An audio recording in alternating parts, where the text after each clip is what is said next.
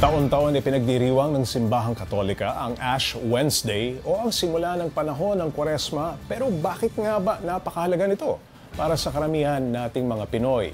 Para bigyan ng mukha ang balita, Mobile Journal, Mary Mon Reyes. Umaga pa lang na misa at sa mga kasunod, halos mapuno na ang Minor Basilica and National Shrine of Jesus Nazareno sa Quiapo, Maynila. Karamihan ng mga Katolikong dumalo sa banal na misa, nagpapahid ng abo sa noo. Mula yan sa mga palaspas noong Palm Sunday ng nagdaang taon na sinunog sa bisperas ng Ash Wednesday. Sa homily ni Reverend Father Jonathan Mojica, sinabi niyang ang krus na abo ay sumisimbolo sa pagsisisi sa mga pagkakamali ng sangkatauhan at nagsisilbing paalala na kailangan ng tao ang grasya ng Diyos para malinis ang kanyang kasalanan. Ang mga krus sa noon natin ay paalala, huwag ka nang magbalat kayo.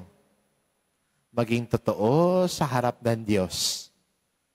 Aminin ang kasalanan, aminin ang kahinaan, at magsumikap tungo sa daan ng pagbabagong buhay. 40 days ang religious observation na ito ng mga Katoliko kung saan inaalala nila ang buhay at sakripisyo ni Jesus. Kasabay ng pagbabalik loob ng mga mananampalataya sa pamamagitan ng acts of penance, reflection, fasting, kung saan isang full meal at 2 small meals lang ang kakainin tuwing Ash Wednesday at Good Friday, at ang abstinence na pag-iwas sa pagkain ng karne tuwing Biyernes. Ayon naman sa isang deboto, kahit mainit ang panahon ay hindi nito matitinag ang kanilang pananampalataya. Ang Ash Wednesday ay isa sa mga tradisyon ng mga Katoliko.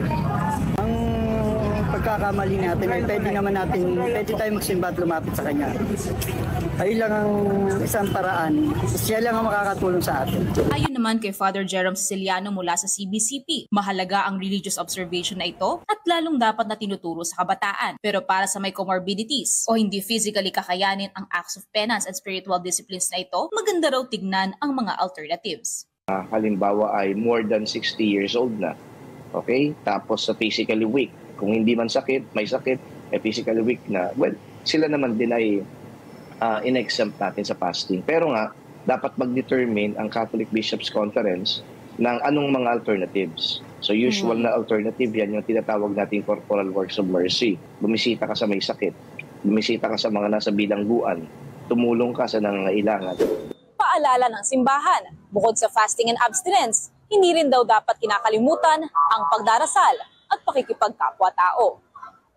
Mobile journalist Mary Mon Reyes po, hatid ang mukha ng balita.